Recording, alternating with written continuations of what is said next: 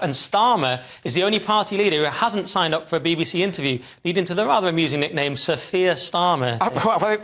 The voice was just in time. But so FEAR Starmer is the only party leader not to sign up to a BBC interview. So the Conservatives say the Labour leaders should grow a backbone as no date yet set to meet the presenter Nick Robinson. The usual Conservative Party tweets are going to come out accusing him of being a coward for not doing it. But, I mean, when he's already practically the Prime Minister based off the polls, I mean, he has the luxury of not having to do it.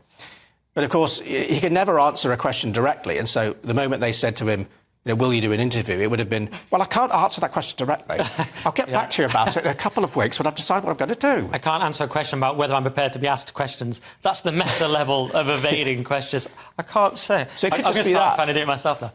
Go on.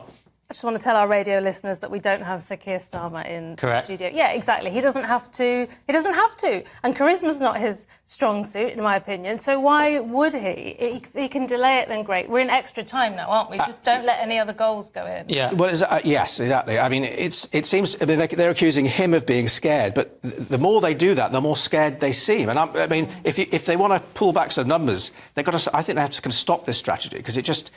The bullets are not getting through the armour here, it's just not working. Yeah, I mean, that is a good point, though. He has sort of no reason to do it. And this was why Boris Johnson evaded an interview with Andrew Neil in the past. Theresa May refused to debate Jeremy Corbyn because there was no reason to do it. So the famously adversarial style of the BBC and of people like Nick Robinson, you always look a bit stupid. It's whether you're going to look very stupid or just a bit stupid. That's the best you can do, isn't it? Because there's such fierce questions, you just don't look good. So I wonder why anyone does them sometimes, but certainly Starmer, no point in him doing it. Also, I like this nickname, FEAR Starmer, but I quite like Sabir Korma. Do you remember when that was a thing? And they tried to get it going, and Boris Johnson said it in the House of Commons, Sabir Korma. To me, it was hilarious, but it didn't really catch on. No. I mean, maybe Ed Miliband's ham sandwich might have caught on a bit more, but, everyone likes beer and kormas, so it's not an attack. It's because he was caught out, wasn't he? And he was trying to say, I've been caught out in Partygate, but you had a beer and a korma, Sabir Korma. Oh, I see. So that stuff. It didn't take on. I mean,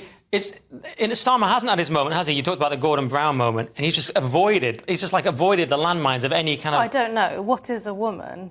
I mean, right. that was... Or he's maybe getting away with just that. The people I surround myself with, but we were outraged by that. Well, I think because we're on the brink of World War III and that kind of thing, I think people are starting to kind of...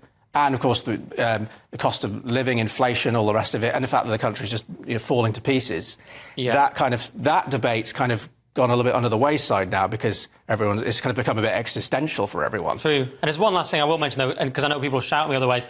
He was poor on the poppy thing, because some people I've seen today on Twitter saying, well, hang on, Starmer took off a poppy, seemingly, to address Muslims, when it was during the time you're supposed to wear the poppy. So you go, that wasn't very patriotic, perhaps, Starmer. But he seems to get away with it. He just gets away with it. Yeah, and I mean, that's something he could have a million excuses for anyway. Right. So this is not a good line of attack for them at all, I don't think. All right. Fair enough.